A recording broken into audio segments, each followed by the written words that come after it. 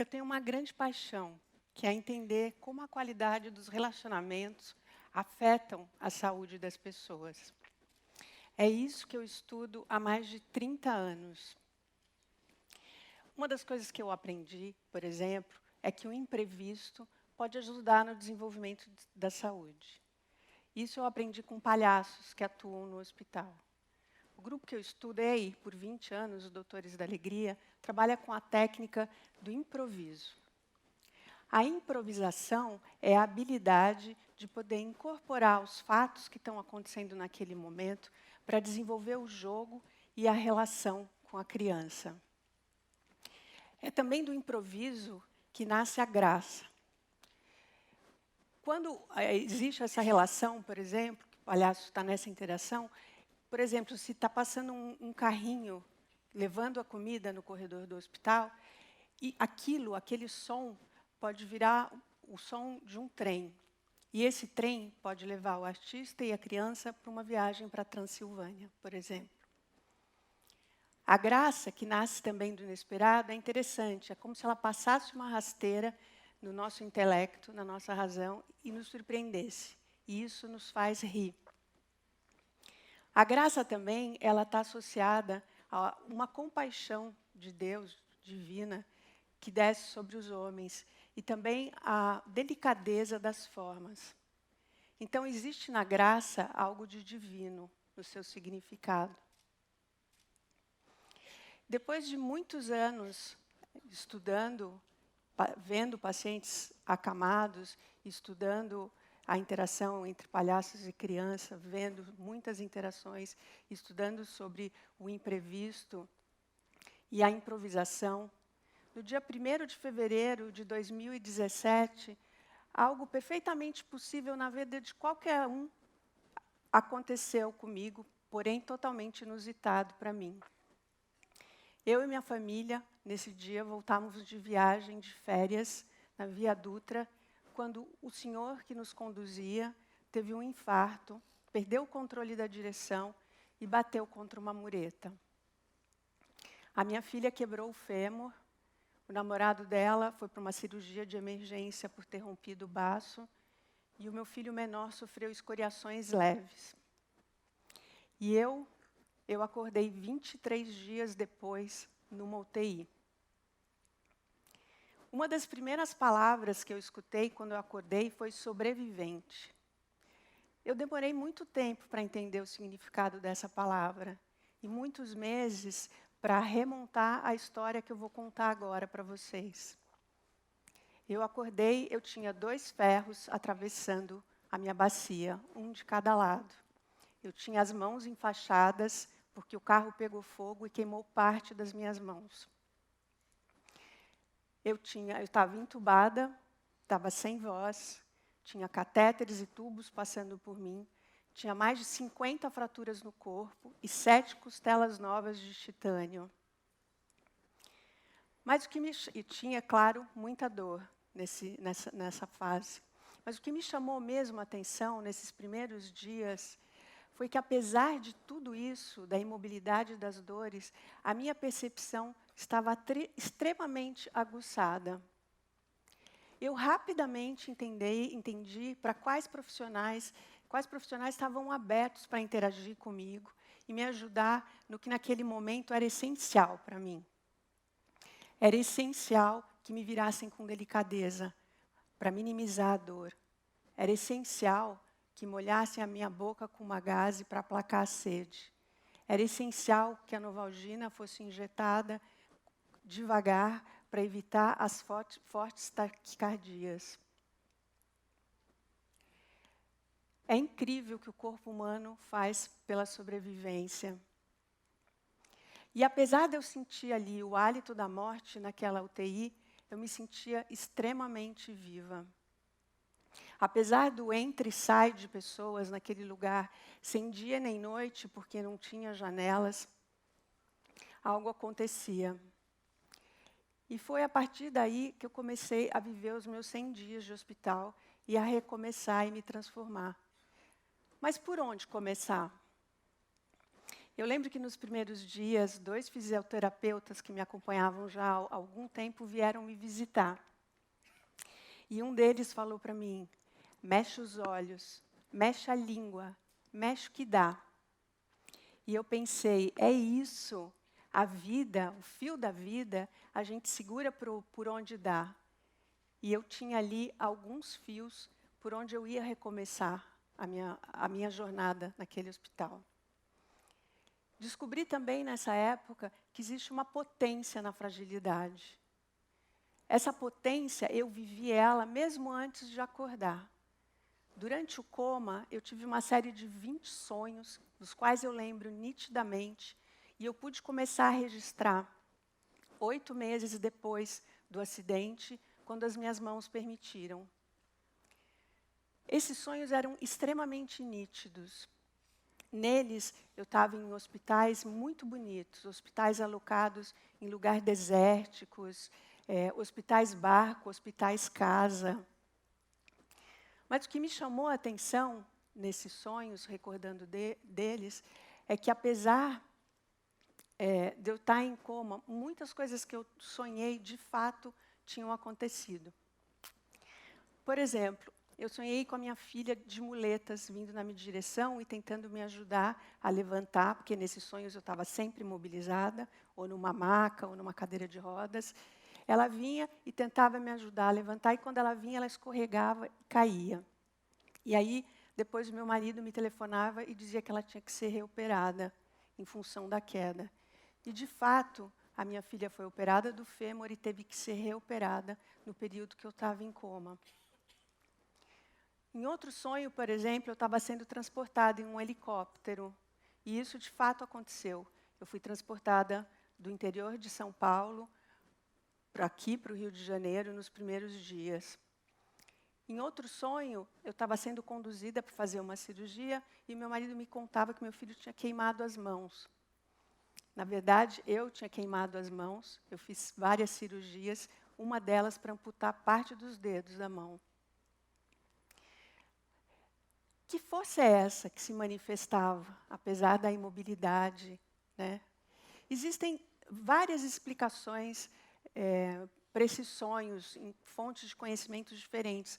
Mas o que eu queria ressaltar aqui, o que é importante para mim, é contar que esses sonhos me ajudaram no momento que eu acordei, ajudaram na minha recuperação, ajudaram, por exemplo, a eu escutar com uma certa serenidade a história que meu marido me contou logo que eu acordei. Então, foi assim, com essa força da fragilidade, que eu comecei a viver os primeiros dias no hospital. Hoje, eu refletindo sobre essa experiência e pensando nessa questão da força da fragilidade, eu entendi que, apesar de eu ser psicóloga, trabalhar muitos anos vendo pacientes hospitalizados, existia em mim uma certa dó diante deles, uma certa comiseração.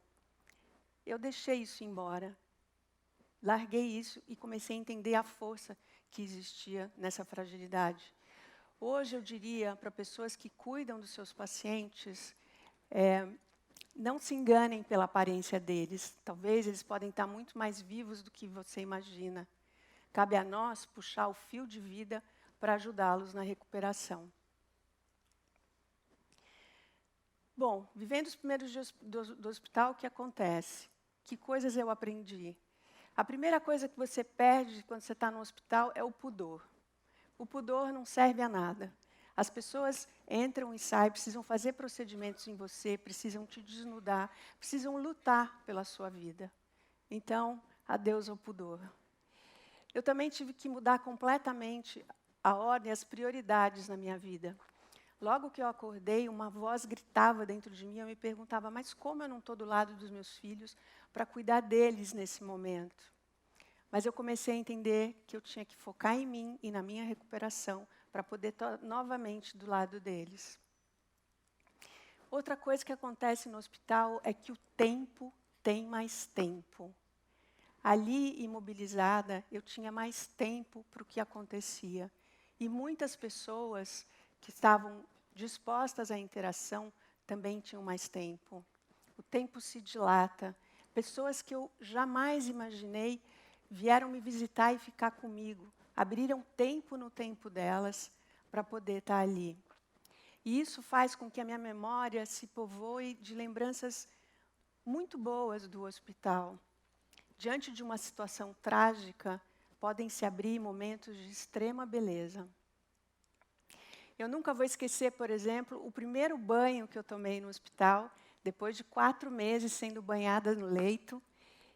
E eu pude sentir a água escorrendo em mim, do chuveiro, de cadeiras de roda, e isso era delicioso, eu dava gritos de felicidade. Assim como nos últimos dias, quando me levaram para uma área externa do hospital e eu podia sentir a brisa roçando a minha pele. Pequenos acontecimentos ganhavam uma outra dimensão. Poder estar aqui agora, conversando com vocês, é muito especial. Isso não é só uma maneira de dizer, é a pura verdade. Hoje, eu convivo com 2 linhas do tempo. A linha do tempo do que está existindo agora, de poder estar aqui com vocês, trocando ideias. E eu tenho consciência de uma outra linha do tempo, onde isso poderia perfeitamente não estar acontecendo. Uma série de eventos aconteceram para que eu pudesse estar aqui agora.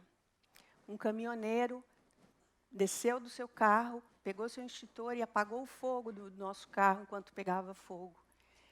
Pessoas vieram e nos retiraram de lá. Pessoas nos transportaram para o hospital. O primeiro cirurgião que me operou colocou meus órgãos no lugar. O segundo cirurgião que fechou a minha bacia e conteve o sangramento, que era o meu grande risco de morte nos primeiros dias.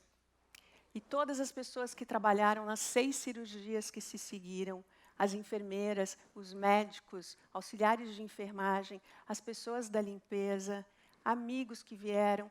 É uma lista enorme de pessoas que me ensinaram o valor da palavra gratidão.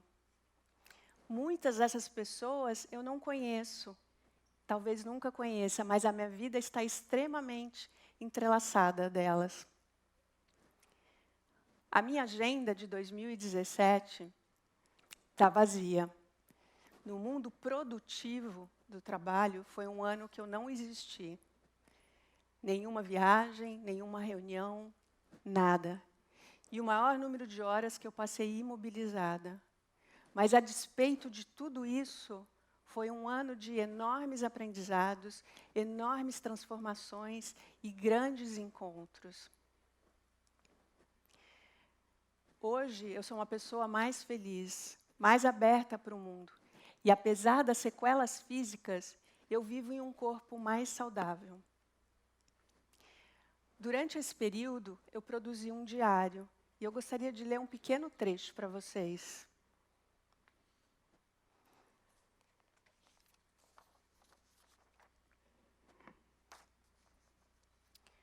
Um dia,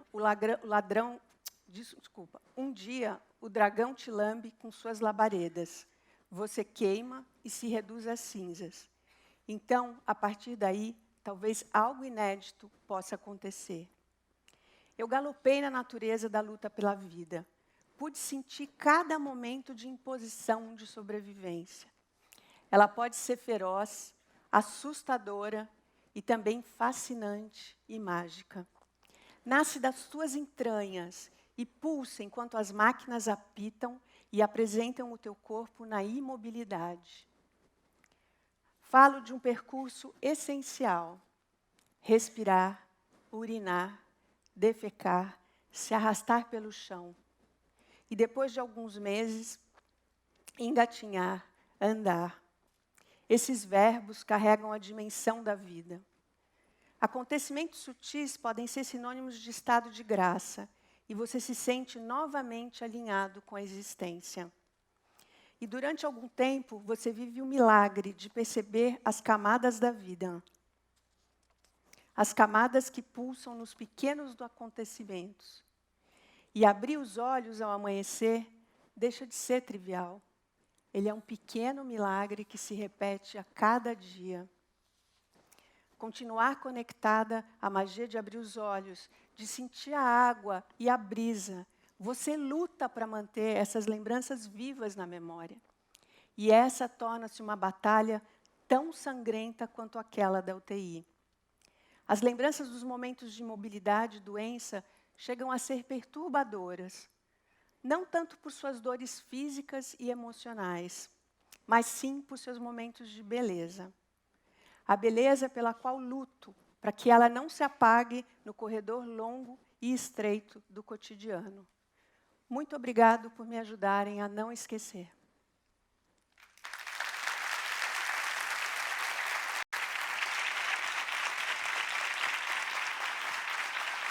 Obrigada.